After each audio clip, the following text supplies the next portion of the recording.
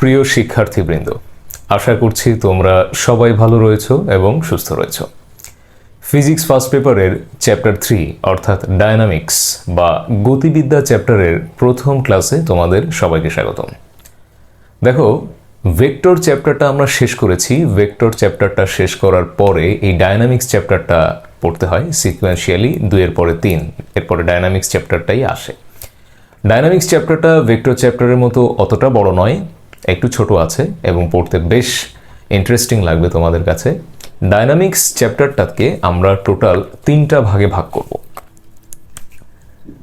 গতিবিদ্যা, হ্যাঁ, আমি যদি এখানে লিখি গতিবিদ্যা বা ডায়নামিক্স, তো এই চ্যাপ্টারটাকে আমরা এর যে টোটাল যে স্টাডি আছে, এই টোটাল স্টাডিটাকে আমরা 3টা ব্রড ক্যাটাগরিতে ভাগ করতে পারবো।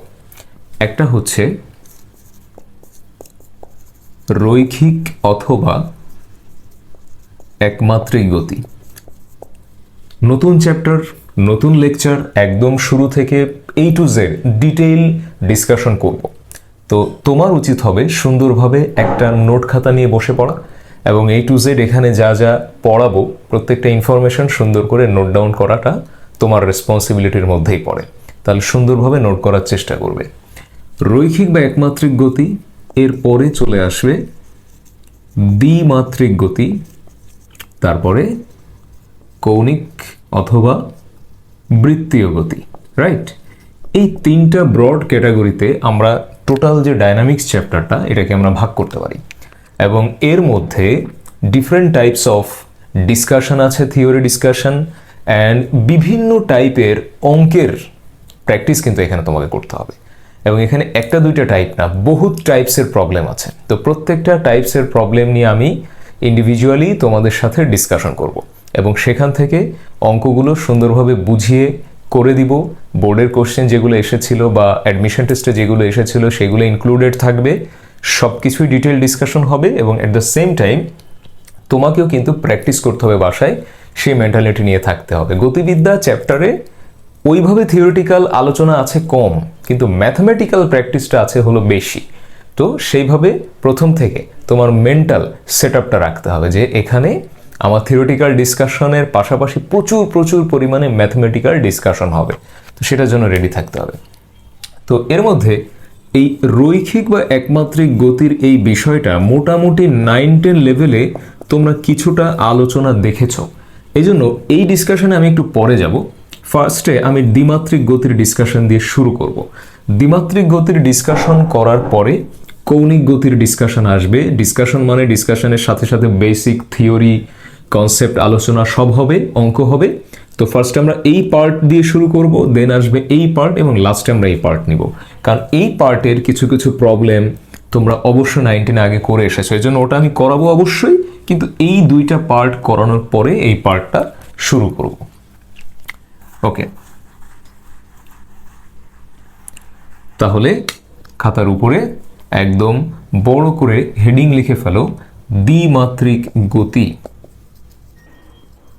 দ্বিমাত্রিক গতি সুন্দরভাবে হেডিংটা লিখে ফেলো। দেখো, দ্বিমাত্রিক গতি লিখে তার নিচে আগে ডেফিনিশন লিখবা যে কোনো বস্তুর অবস্থান বা গতি বর্ণনার জন্য যদি 2টি স্থানাঙ্ক ব্যবস্থার প্রয়োজন হয়, কোনো বস্তুর অবস্থান এবং গতি প্রকাশের জন্য যদি 2টি স্থানাঙ্ক ব্যবস্থার প্রয়োজন হয়, তাহলে এই ধরনের গতিকে বলা হয় দ্বিমাত্রিক গতি।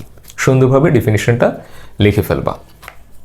এবার এই দ্বিমাত্রিক গতির সবচেয়ে বড় যে উদাহরণটা আমরা দেখব, সেই উদাহরণটার নাম হচ্ছে প্রাস বা প্রক্ষেপক।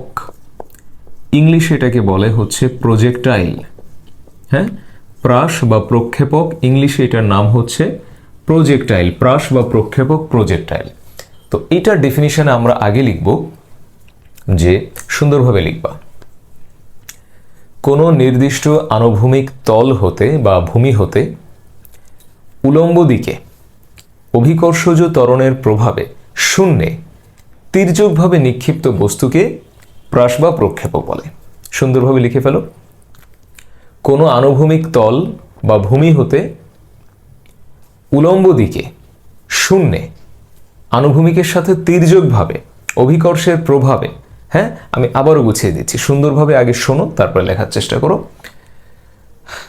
আনুভূমিক তল থেকে বা ভূমি থেকে আনুভূমিকের সাথে নির্দিষ্ট কোণে তির্যকভাবে উলম্ব দিকে শূন্যে অভিকর্ষজ ত্বরণের প্রভাবে কোনো বস্তুকে যদি নিক্ষেপ করা হয় তাহলে ওই বস্তুকে প্রাস বলে। এখানে কিন্তু অনেকগুলো কথা বলেছি। আনুভূমিক তল বা ভূমি থেকে আনুভূমিকের সাথে নির্দিষ্ট কোণে তির্যকভাবে উলম্ব তলে শূন্যে অভিকর্ষজ ত্বরণের প্রভাবে কোনো বস্তুকে যদি নিক্ষেপ করা হয় তাহলে সেই বস্তুকে প্রাস বলে।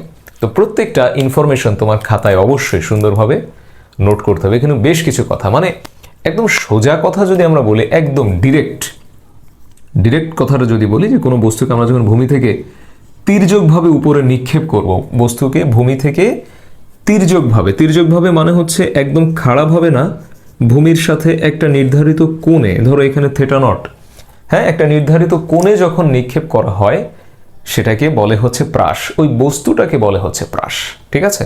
এবং প্রাস কিন্তু দ্বিমাত্রিক গতির সবচেয়ে বড় এক্সাম্পলটাই হচ্ছে প্রাস। এবং মজার বিষয় হচ্ছে এই প্রাসে কিন্তু টোটাল 6টা কনসেপ্ট আছে। আমাদের বাংলাদেশের বইপত্রে যেভাবে লেখা আছে খুবই এলোমেলোভাবে লেখা আছে, সেইখান থেকে টাইপস বুঝে বের করাটা কিন্তু মুশকিল। কিন্তু আমি সবসময় যে কাজটা করি আমার স্টুডেন্টদের জন্য, আমি একটা থিওরি ডিসকাশন যদি থাকে সেই থিওরির মধ্যে আসলে কি কি ক্লাসিফিকেশন আছে বা কি কি টাইপস আছে সে টাইপসগুলো আগে আমি খুঁজে বের করি।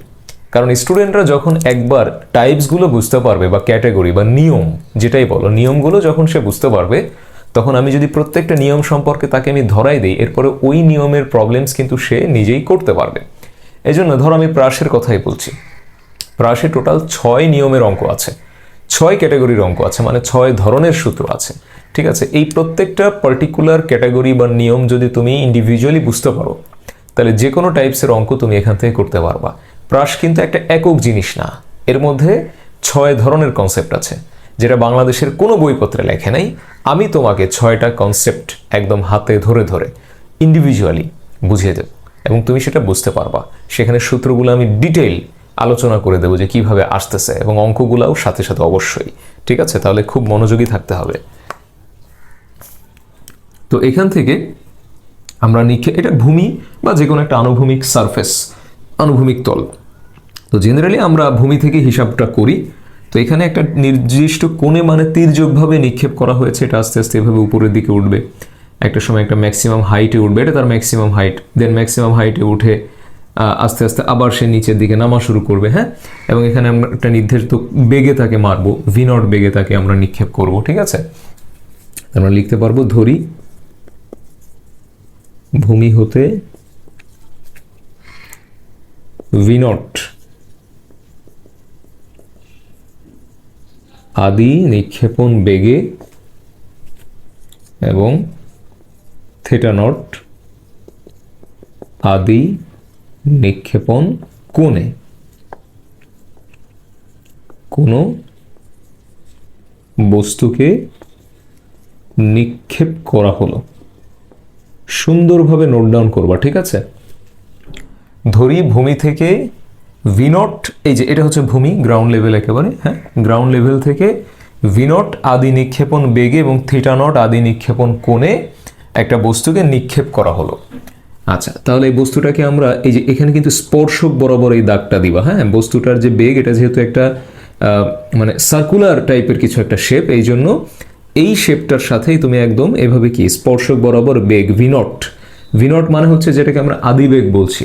প্রাসের আদিবেগ বা আদি নিক্ষেপণ বেগে ইউ ইউজ করা হয় না, ইউ দেয়া হয় না, তার বদলে V0 দিতে হয় সব জায়গায়, এটা মনে রাখবা। আর একদম স্টার্টিং অ্যাঙ্গেলটা যে কোণে তুমি এটাকে লঞ্চ করেছো বা যে কোণে তুমি এটাকে ছুঁড়ে মেরেছো সেটা হচ্ছে θ0, ঠিক আছে। তো ধরো বস্তুটা যেতে যেতে একটা পয়েন্টে এসে, ধরো সাপোজ এটা তো ম্যাক্সিমাম হাইট আমরা বুঝতে পারছি, সাপোজ আমি এইখানে একটা পয়েন্ট নিলাম P of x, y, ওকে। মানে নিক্ষেপের একটা সার্টেন টাইম পরে বস্তুটা P বিন্দুতে পৌঁছাইলো। তো P বিন্দুতে এখানে যেটা হচ্ছে, P বিন্দুতে তোমার এটার যে উলম্ব উচ্চতা সেটা হচ্ছে y, আর এই সময়টা সে যে দূরত্ব অতিক্রম করেছে আনুভূমিক দূরত্ব, সেটা হচ্ছে এক্স। এটা আমরা দেখায় রাখলাম, ঠিক আছে। তাহলে আমরা একটা একটা করে আমরা এখান থেকে রাশি প্রুফ করব এবং প্রত্যেকটা সূত্রে আমি ডিটেইল ডিসকাশন তোমাকে দেখাচ্ছি। দেখো, আদি নিক্ষেপণ বেগ v0 হলে খুব স্বাভাবিক, তুমি উপাংশ লম্বাংশ পড়েছো, আমি পড়িয়েছি তোমাকে। আদি নিক্ষেপণ বেগ v0 হলে v0 এর দুটি উপাংশ নিশ্চিতভাবে ক্রিয়েট হবে। তাহলে v0 এর আমি যদি বলি যে আনুভূমিক উপাংশ, v0 এর আনুভূমিক উপাংশ দ্যাট ইজ vx0, এবং এটা অবশ্যই v0 cos θ0, কারণ আমি ভেক্টর চ্যাপ্টারে তোমাকে লম্বাংশ এবং উপাংশ পড়িয়েছি। তো সেখানে বলা ছিল যে যখনই কোনো ভেক্টর ক্রিয়েট হবে তার দুটো উপাংশ ক্রিয়েট হবে, একটা আনুভূমিক উপাংশ, একটা উলম্ব উপাংশ, মানে আমরা লম্বাংশের কথা বলছি। তো এটা v0 এর আনুভূমিক উপাংশ বা লম্বাংশ হচ্ছে v0 cos θ0, আর উলম্বটা হিসাব করলে হবে v0 sin θ0। তো এখানে লিখব v0 এর উলম্ব উপাংশ vy0, হ্যাঁ, সেটা হবে v0 sin θ0, ঠিক আছে। এই দুটা জিনিস কিন্তু একেবারেই সিম্পল। এটা ভেক্টর চ্যাপ্টারের সেই কনসেপ্ট অনুযায়ী যে আমাদের আদি নিক্ষেপণ বেগ, মানে যে বেগে আমরা এটাকে শুরু করেছি যাত্রাটা, একদম যে বেগে সে যাত্রা শুরু করে সেটাকে বলে আদি নিক্ষেপণ বেগ, আর যে কোণে যাত্রা করে এটা হচ্ছে আদি নিক্ষেপণ কোণ, ঠিক আছে। আর এটা হচ্ছে প্রাসের ট্র্যাজেক্টরি, দেখতে অনেকটা পরাবৃত্তাকার শেপ বলে এটাকে, অনেকে সোজা ভাষায় অর্ধচন্দ্রাকৃতি বলতে পারে, কিন্তু ম্যাথমেটিক্যাল টার্মসের হিসাবে যদি বলি তাহলে পরাবৃত্তাকার শেপ। ট্র্যাজেক্টরি মানে হচ্ছে গতিপথ, প্রাসের গতিপথটা পরাবৃত্তাকার, সেটা আমরা প্রুফও করব। আচ্ছা, তাহলে v0 এর দুইটা উপাংশ আমরা পেয়ে গেলাম। এখন নিক্ষেপের t সময় পর অর্জিত বেগ v হলে কথাটা বোঝার চেষ্টা করবা যে ধরো আমরা তো স্টার্ট করেছি v0 এ, কিন্তু একটা সার্টেন টাইম ওঠার পরে, ধরো সাপোজ আমি এই বিন্দুর কথাই বলছি, এই বিন্দুতে আসার পরে তোমার কিন্তু বেগ আর v0 থাকবে না, নতুন একটা বেগ গেইন করবা তুমি, সেটা হচ্ছে v, এবং এখানেও কিন্তু তার দুইটা উপাংশ ক্রিয়েট হবে এভাবে, একটা হবে vx, একটা কি হবে vy। খেয়াল করতে হবে যে আমরা যখন তাকে লঞ্চ করি v0 বেগে লঞ্চ করি, বাট একটা সার্টেন টাইম পরে ধরো এই পয়েন্টে এসে তার নতুন একটা বেগ অর্জন হয়, সেটা হচ্ছে v। ভির আবার দুইটা উপাংশ তৈরি হয়, সেটা আমরা দেখব। v এর আনুভূমিক উপাংশ v equals to vx0 plus gt। দেখো তো সূত্রটাকে চেনা চেনা লাগে কিনা। 9-10 একটা সূত্র তুমি দেখেছো, v সমান সমান u plus gt, এটা কিন্তু দেখতে সেই সূত্রের অনুরূপ। তো vx0 এর জায়গায় আমরা লিখব v0 cos θ0, এখানে 0 বসাই দিব, আর সাইড নোটে দিয়ে দিব যে আনুভূমিকভাবে নিক্ষিপ্ত বস্তুর ক্ষেত্রে g equals to 0। আনুভূমিকভাবে নিক্ষিপ্ত বস্তুর ক্ষেত্রে g equals to 0 কিভাবে সেটা আমি দেখাচ্ছি। তাহলে অতএব vx equals to দাঁড়ালো v0 cos θ0, ঠিক আছে। এটা কিন্তু একটা সূত্র। আনুভূমিকভাবে নিক্ষিপ্ত বস্তুর ক্ষেত্রে g 0, সেটা কিভাবে সেটা আমি তোমাকে এখানে এক্সপ্লেন করে দিচ্ছি। দেখো,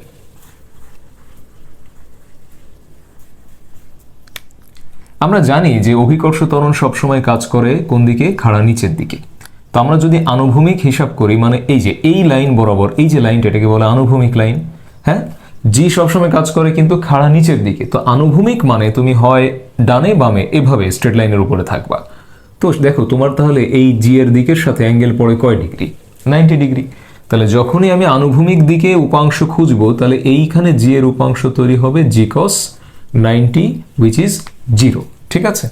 এই জন্য সবসময় মনে রাখবা, কোনো বস্তু আনুভূমিকভাবে গতিশীল, এই যে আনুভূমিকভাবে রৈখিকভাবে গতিশীল বলা থাকলে এই বস্তুর উপরে অভিকর্ষজ ত্বরণের যে ইফেক্ট বা অভিকর্ষজ ত্বরণের উপাংশ, এটা কিন্তু 0 চলে আসে। বস্তুর উপর অভিকর্ষজ ত্বরণের কোনো ক্রিয়া থাকে না। অভিকর্ষ ত্বরণ ক্রিয়া করে ওয়ান অ্যান্ড অনলি যখন বস্তুটা খাড়া উপরে নিচে ওঠানামা করে সেই মোমেন্টে। এমনি বস্তুটা যদি আনুভূমিক রাস্তায় বা আনুভূমিক পথে গতিশীল থাকে তার উপর আসলে অভিকর্ষজ ত্বরণের ইফেক্টটা থাকে না। ওকে, সেই জন্য কিন্তু আমরা এটা 0 করলাম। আর ভি এর উলম্ব উপাংশ, ভি এর উলম্ব উপাংশটা দাঁড়াচ্ছে V Y equals to V Y naught plus GT চলে আসতেছে এখানে V not sine theta naught, এখানে আমরা দিব মাইনাস জিটি। হ্যাঁ, এখানে আমরা দিব হচ্ছে মাইনাস জিটি। কেন মাইনাস জিটি দিচ্ছি? কারণ এই জায়গাটায় তুমি সাইড নোটে ওখানে লিখে দিবা, পাশাপাশি আমি বুঝিয়ে দিচ্ছি। সাইড নোটে লিখে দিবা যে খাড়া উপরের দিকে অভিকর্ষ ত্বরণ ঋণাত্মক হয়। খাড়া উপরের দিকে অভিকর্ষজ ত্বরণ ঋণাত্মক হয়। কেন ঋণাত্মক হয় সেটাও তুমি বুঝবা। যেমন এখানে 90 ছিল, তোমার অভিকর্ষ ত্বরণ কাজ করে খাড়া নিচের দিকে, কিন্তু তুমি উঠতে চাচ্ছ এটার এগেইনস্টে খাড়া উপরের দিকে। তাহলে এই টোটাল এই দুইটা দিকের মধ্যে দেখো, তুমি খাড়া উপরে উঠতে চাচ্ছ, দুইটা দিকের মধ্যে অ্যাঙ্গেল পড়ে গেছে কিন্তু 180। তাহলে এই উপাংশের নাম কি হবে? জি কস 180। কস 180 মানে কি? -1। তার মানে জির আগে একটা কি আসার কথা? মাইনাস। এটা কিন্তু লজিক্যাল, এটা কিন্তু ধরে নিয়েছি বিষয়টা এমন না। অ্যাকচুয়ালি জি কাজ করে তো খাড়া নিচের দিকে, তো জির এগেইনস্টে যখনই উঠবো 180 ডিগ্রি কোণে বিপরীত দিকে উঠবো, তখন অটোমেটিক্যালি এখানে একটা মাইনাস ডিজার্ভ করে। এটা এমন না যে আমি ধরে নিয়েছি বা দিতে হয় তাই দিয়েছি, নট দ্যাট। এটা ডিজার্ভ করে যে সামনে একটা মাইনাস আসবে। ওকে, এখানে প্লাস থাকবে না, এখানে চলে আসবে হচ্ছে মাইনাস। তাহলে আমরা এই জিনিসগুলো পেয়ে গেলাম। এবার আমরা লিখবো যে এই যে দেখো এইখানে তুমি দুটো উপাংশ পেয়ে গেছো, ভি ওয়াই ভি এক্স। তাহলে ভিটা কত? হ্যাঁ, ভি কত? তাহলে তো ওটাই আমরা লিখবো এখন, যে অতএব পি বিন্দুতে নিক্ষেপের টি সময় পর, এভাবে লিখতে পারো, নিক্ষেপের টি সময় পর পি বিন্দুতে, পি বিন্দুটা তুমি যে কোনো জায়গায় ধরতে পারো, তোমাকে এখানেই ধরতে হবে, নট দ্যাট। তুমি এখানে ধরতে পারো, যে কোনো জায়গায় তুমি পি বিন্দু ধরে হিসাব করতে পারো। নিক্ষেপের টি সময় পর পি বিন্দুতে মোট বেগ, বা এটাকে লব্ধি বেগ বলতে পারো, মোট বেগ বা লব্ধি বেগ, সেই ভেক্টরের সূত্র আবারও ভি সমান সমান V x square V Y square 2 into V x V Y cos লম্বাংশের মধ্যে অ্যাঙ্গেল কত থাকে? 90 ডিগ্রি। মানে ভেক্টর থাকবেই, তুমি ভেক্টরকে আসলে অতিক্রম করতে পারবা না। ফার্স্ট পেপারে অলমোস্ট প্রত্যেকটা চ্যাপ্টারে কোনো না কোনো জায়গায় ভেক্টরের ইউজ আছে। হ্যাঁ, তাহলে এখানে v x square V y স্কোয়ারের রুট, মানগুলো বসিয়ে দাও।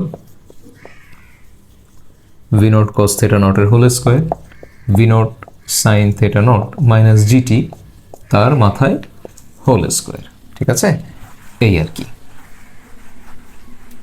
তো বেশ কিছু সূত্রের সাথে আমরা অলরেডি পরিচয় হয়ে গেল আমাদের। তো সুন্দরভাবে এই পর্যন্ত অবশ্যই তুমি উঠিয়ে নেবে। এটা কিন্তু একটা ইম্পর্টেন্ট ফর্মুলা। কিসের ফর্মুলা? টি সময় পরে, একটা নির্দিষ্ট সময় দিয়ে দিবে তোমাকে, টি সময় পরে প্রাসের অর্জিত বেগের সূত্র হচ্ছে এটা। হ্যাঁ, এখানে তোমার ভি নট থেটা নট সব দেওয়া থাকবে, টাইম দেওয়া থাকবে, দেওয়া থাকলে তুমি এটা বসিয়ে বের করতে পারবো। ওকে, এবার আমি এই ছবিটাকে আরেকটু ফ্রেশ করে আঁকাই। এখনো শেষ হয়নি, আমরা কিন্তু একদম প্রথম নিয়মের মধ্যে আছি। একদম এটাকে আমরা বলতে পারি টাইপ 1 চলছে। আমি তোমাদেরকে 6টা নিয়মের কথা বলেছিলাম, 6টা নিয়মের মধ্যে এটা প্রথম নিয়ম চলছে। তুমি যখন বস্তুটাকে এখান থেকে লঞ্চ করছিলা, এখান থেকে একটা বেগে একটা কোণে লঞ্চ করছিলা, বস্তুটা এই বিন্দুতে আসার পরে এই সময়টা কিন্তু তার একটা উলম্ব দূরত্ব এবং আনুভূমিক দূরত্ব কাভার হয়ে গেছিল। হ্যাঁ, তো সেই দুটো তোমাকে বের করতে হবে। ঠিক আছে, এখানে এক্স এবং ওয়াইটা আসলে কত সেটা ফাইন্ড আউট করতে হবে। লিখি, নিক্ষেপের টি সময় পরে অতিক্রান্ত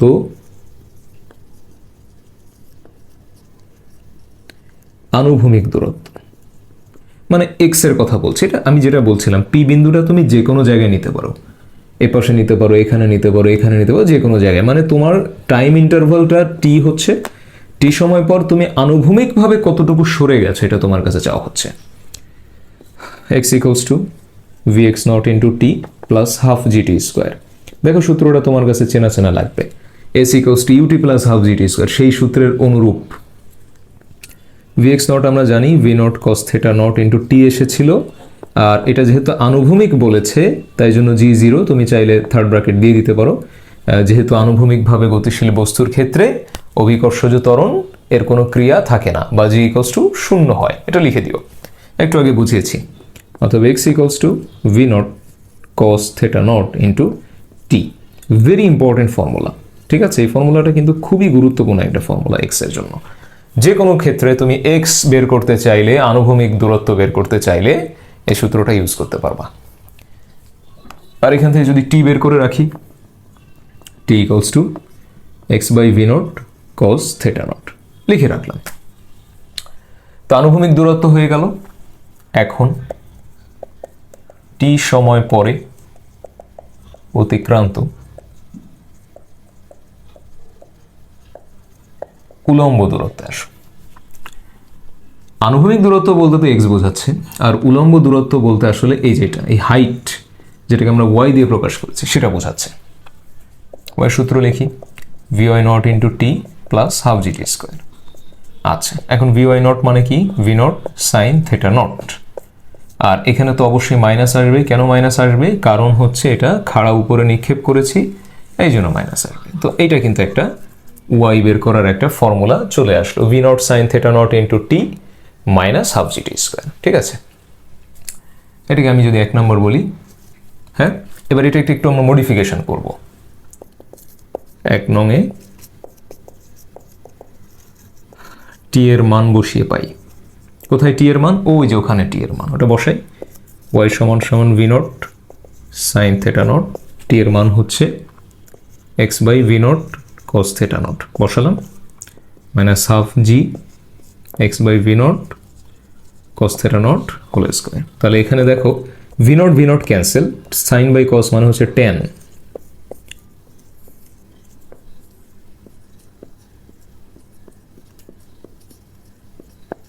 ওকে। আরো একটা সূত্র চলে আসলো, দেখো। তো এটাও একটা সূত্র, এটাও ওয়াই এর সূত্র। এই সূত্রের মধ্যে টি আছে, এই সূত্রের মধ্যে টি নাই, এক্স আছে। তো যখন যেটা লাগে আর কি, তুমি যদি দেখো যে টি এর সাথে রিলেটেড, তখন তুমি ওয়াইটা এই সূত্র দিয়ে বের করতে পারবা। তুমি যদি দেখো এক্স এর সাথে রিলেটেড, তখন তুমি এই সূত্র দিয়ে বের করতে পারবা। যখন আমরা অঙ্ক করব তুমি জিনিসটা আরো ক্লিয়ার হবা আশা করা যাচ্ছে। তো এটা ওয়াই এর টি ওয়ালা ভ্যালু, টি ওয়ালা ইকুয়েশন, এটা এক্স ওয়ালা ইকুয়েশন, ওকে। এবার এইখান থেকে একটু ফার্দার ডিসকাশন আছে, সেটা হলো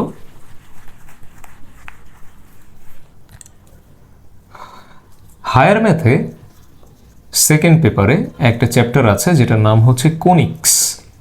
কোনিক্সে 3টা জিনিস পড়ানো হয়, একটা হচ্ছে পরাবৃত্ত, একটা হচ্ছে উপবৃত্ত, একটা হচ্ছে অধিবৃত্ত। আর ফার্স্ট পেপারে যে চ্যাপ্টার আছে বৃত্ত, সেটার নাম তোমরা অলরেডি শুনেছো।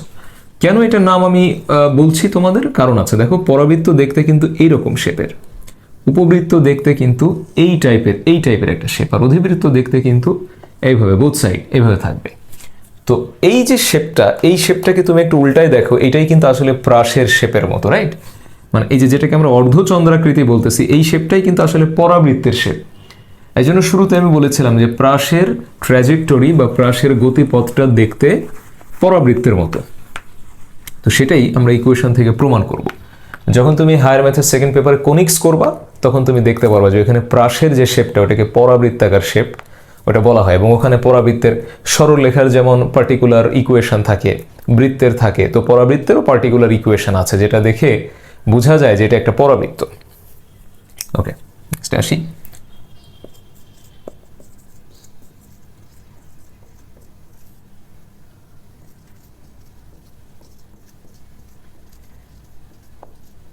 এই তো, এবার আমরা কি করব? ধরি tan theta naught equals to b g by 2v naught square, সুন্দর করে লিখতে থাকবা। এটাকে আমরা c ধরি। অতএব লেখা যায় y সমান সমান bx মাইনাস cx স্কোয়ার। ওই যে বলছিলাম, প্রত্যেকটা শেপের একটা নির্ধারিত ইকুয়েশন থাকে, সরলরেখার যেমন থাকে, বৃত্তের যেমন থাকে, এটারও আছে। তো এই যে ইকুয়েশন y সমান সমান bx minus cx square, x square বাদে গোটা জিনিসটাকে আমরা ধ্রুবক, হ্যাঁ, এটা ধ্রুবক আমরা ধরে নিয়েছি। লেখা যায় এত যা একটি পরাবৃত্তের সমীকরণ। হ্যাঁ, কি করে জানলাম? এটা আমরা হায়ার ম্যাথের কোনিক্স চ্যাপ্টারে গিয়ে দেখতে পারবো যে এই ইকুয়েশনটা আসলে একটা পরাবৃত্তের ইকুয়েশন। ঠিক আছে, তাহলে প্রমাণ হইল যে সুতরাং প্রাসের গতিপথ কেমন?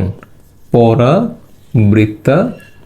ওকে, বা ইংলিশে বললে এটাকে বলা হবে প্যারাবোলা। প্রাসের গতিপথ পরাবৃত্তাকার বা প্যারাবোলা।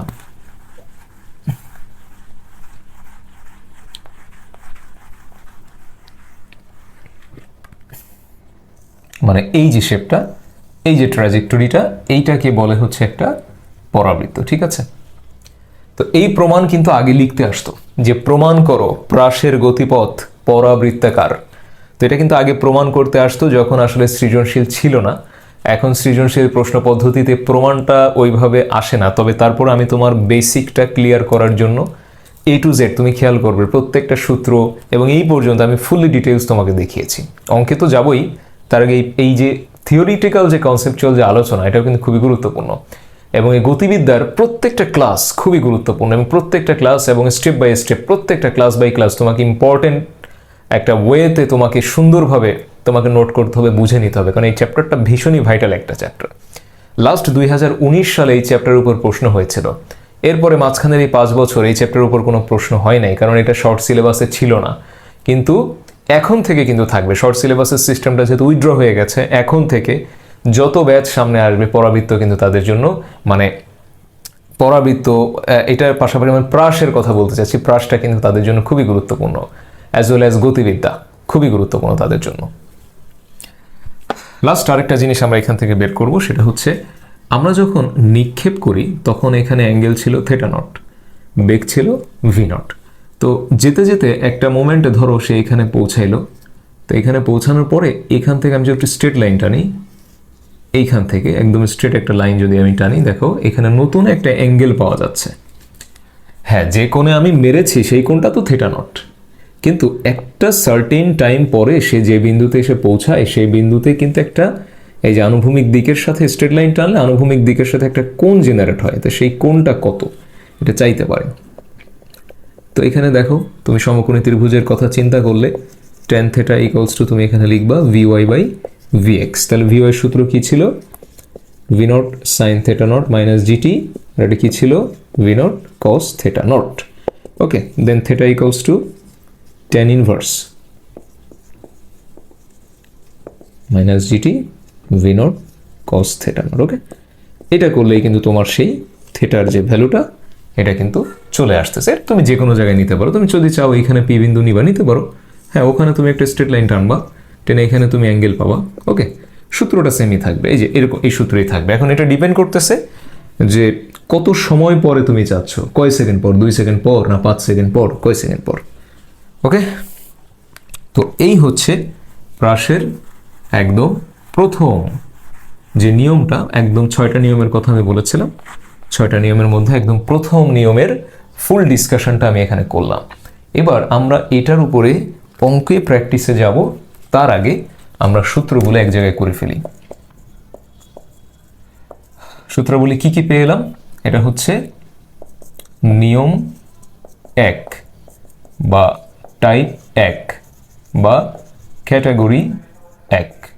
কি কি সূত্র আমরা পেয়েছি দেখো, এক জায়গায় আমি করে দিচ্ছি, সুন্দরভাবে নোট করবা, এটা তোমার জন্য সুবিধা। আদি নিক্ষেপণ বেগ ছিল ভি নট, তাহলে ভি নটের দুইটা উপাংশ ছিল, V naught cos theta not, আরেকটা ছিল V naught sine theta not. এটা হচ্ছে আদি নিক্ষেপণ বেগের দুইটা উপাংশ। এবার টি সময় পর বেগ ছিল ভি, সেই ভি এর উপাংশ ছিল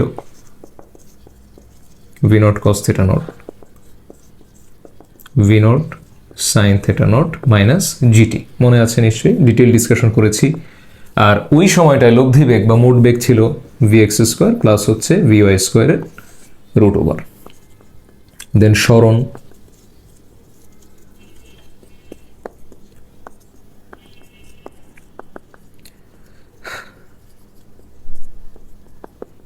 ওকে, প্রত্যেকটা সূত্রে কিন্তু আমি ডিটেল ডিসকাশন করে দিয়েছি। দেন y এর আরেকটা সূত্র ছিল X tan theta not minus G X square two V naught square cos square theta naught. মুখস্থ রাখো সূত্রগুলো যাতে ভালোভাবে মনে থাকে, এই জন্য কিন্তু আমি আরও একবার তোমাকে এটা লিখে দিচ্ছি। Tan theta equals to V y by v x. Okay, এই যে সূত্র কয়টা, এই যে ট্যান থেটা কিন্তু স্টিল লেখা আছে এখানে, সুন্দরভাবে এটা লিখে রাখবা। V y by v x v not sine theta not minus g t divided by হচ্ছে v not cos theta nought. 1 2 3 4 5 6 7 8 9, এই 9টা সূত্র আমরা পাচ্ছি অলরেডি আমাদের প্রথম ক্যাটাগরিতে। ঠিক আছে, তাহলে এই প্রথম ক্যাটাগরির উপরে আমরা 9টা সূত্র অলরেডি এখানে পেয়ে যাচ্ছি। এখন এই সূত্রগুলোর উপরে আসলে আমাদেরকে অঙ্ক প্র্যাকটিস করতে হবে। ঠিক আছে, এই যে সূত্রগুলো আমরা পাচ্ছি, এই সূত্রগুলোর উপরে বিভিন্ন টাইপসের অঙ্ক আছে, অনেক অঙ্ক রয়েছে যেগুলো আমি করাবো পর্যায়ক্রমিকভাবে। আপাতত এই লেকচারে এই সূত্রগুলোর উপর আমি তোমাদেরকে একটা অঙ্ক আগে আমি শুরু করাচ্ছি। নেক্সট লেকচারে এখান থেকে আরও অনেক অনেক অঙ্ক আমি তোমাদেরকে করাবো। সো আপাতত এই সূত্রগুলো ভালোভাবে রিভিশন করো, একটা অঙ্ক দিয়ে আমি আগে শুরু করি। প্রবলেম 1, ভূমি হতে 50 মিটার পার সেকেন্ড বেগে এবং 30 ডিগ্রি আনুভূমিক কোণে ফুটবল কিক করা হলো। মজার বিষয় হচ্ছে প্রাসে যত অঙ্ক আসবে, যত টাইপসে, অধিকাংশ অঙ্কের মধ্যে হয় তুমি ফুটবল পাবা, নয় তুমি ক্রিকেট পাবা, গলফ পাবা। হ্যাঁ, বর্ষা নিক্ষেপ, মানে যখনই বস্তুকে তুমি এভাবে নিক্ষেপ করো, সোজা বাংলা ভাষায় চেলে মারো, ওটা কিন্তু প্রাস হয়ে যায়। সেটা ক্রিকেটেও মারা হয়, ফুটবলেও পা দিয়ে এভাবে মারা হয়, গলফে মারা হয়, বর্ষা নিক্ষেপের সময় মারা হয়। ঠিক আছে, এই অঙ্কগুলো মানে অঙ্কগুলোর মধ্যে দেখবা যে এই কথাগুলো চলে আসবে, ক্রিকেট, ফুটবল, বর্ষা নিক্ষেপ, গলফ। হ্যাঁ, কিছু একটা ছুঁড়ে মারা হলো, গুলি করা হলো। হ্যাঁ, গুলি করা হলে সেটাও কিন্তু প্রাস আকারে গিয়ে পড়ে, অনেক দূর থেকে যদি গুলি করা হয় সেটাও কিন্তু প্রাস আকারে গিয়ে পড়ে। ঠিক আছে, তো এইগুলা তুমি অঙ্কের মধ্যে পাবা, দেখে বুঝতে পারবা যে এটা আসলে প্রাসের অঙ্ক। সুন্দরভাবে নোট করো, ভূমি হতে এত বেগে এত আনুভূমিক কোণে ফুটবল কিক করা হলো।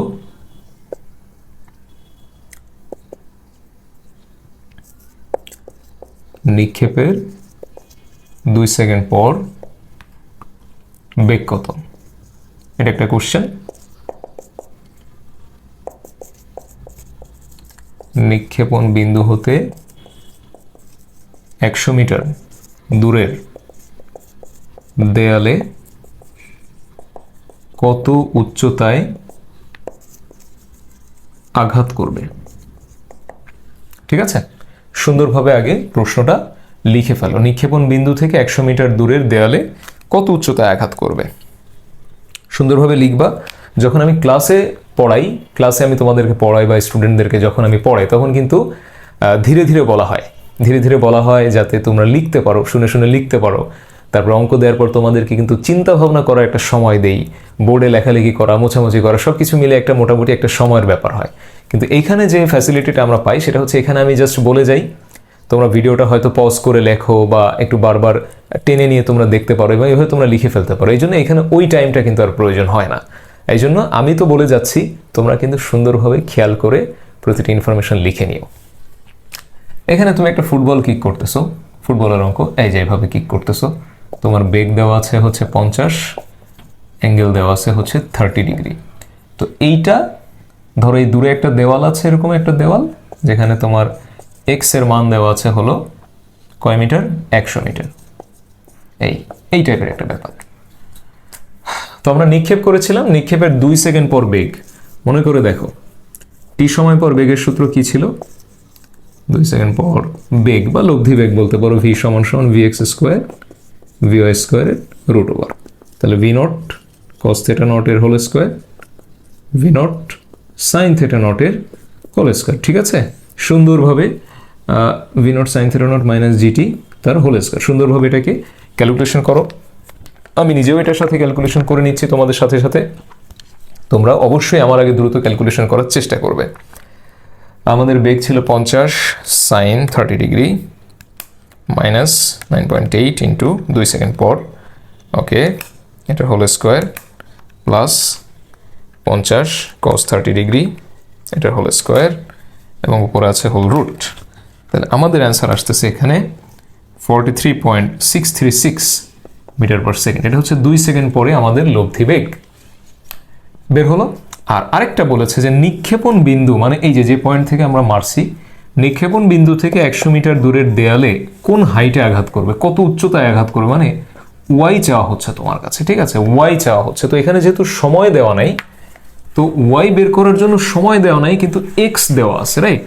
তাহলে এক্স যদি দেওয়া থাকে আমরা তাহলে ওয়াই এর ওই সূত্রে চলে যাব। We know X tan theta naught minus gx square two V naught square cos square theta naught, ঠিক আছে?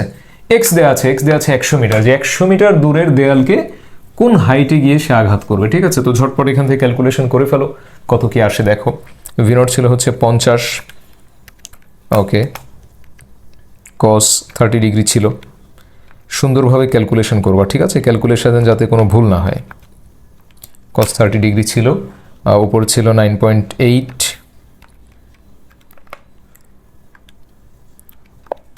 ওকে, এটা চলে আসতেছে, এখানে ছিল 100 tan 30 ডিগ্রি মাইনাস আনসার, তাহলে আমাদের আনসার আসতেছে 31.6 মিটার, ঠিক আছে? তো এই ফুটবলটা ওই দেওয়ালকে, ধরো অনেক লম্বা একটা দেওয়াল, সেই দেওয়ালকে 31.6 মিটার হাইটে গিয়ে আঘাত করবে। ওকে, আশা করছি এই পুরো লেকচারে আমি ফুল যে ডিটেইল ডিসকাশনটা করলাম তোমাদের কাছে ইচ অ্যান্ড এভরিথিং ক্লিয়ার হয়েছে এবং তোমরা খুব সুন্দর করে এটা নোটও করেছো। তো এই একটা অঙ্ক দিয়ে আমি এই লেকচারটা আপাতত আজকে শেষ করছি। নেক্সট লেকচারে এখান থেকে আরও অনেক অঙ্ক আমি তোমাদেরকে প্র্যাকটিস করাবো এবং প্রাসের অধিকাংশ অঙ্কের মধ্যে ফুটবল, ক্রিকেট, বর্ষা নিক্ষেপ, মানে ছোড়ার একটা ব্যাপার থাকবে, গুলি নিক্ষেপ, ঠিক আছে? এই ধরনের ব্যাপারগুলো প্রাসের অঙ্কের মধ্যে থাকবে। তো আজকে আপাতত যে কাজটা তুমি করবা, প্রাসের এই প্রত্যেকটা যে সূত্রগুলো ভালোভাবে রিভিশন করতে থাকো। একটা অঙ্ক অলরেডি আমি করালাম আজকের ক্লাস পর্যন্ত। নেক্সট ক্লাসে বা নেক্সট লেকচারে এইখান থেকে মনে রাখবা, এইগুলো ভালোভাবে রিভিশন করে রাখবা, কারণ এই সূত্রগুলোর উপরে নেক্সট ভিডিও লেকচারে নেক্সট ক্লাসে আমি কিন্তু তোমাদেরকে আরও বেশি অঙ্ক প্র্যাকটিস করাবো। টিল দেন সবাই ভালো থাকো, সুস্থ থাকো, আল্লাহ হাফেজ।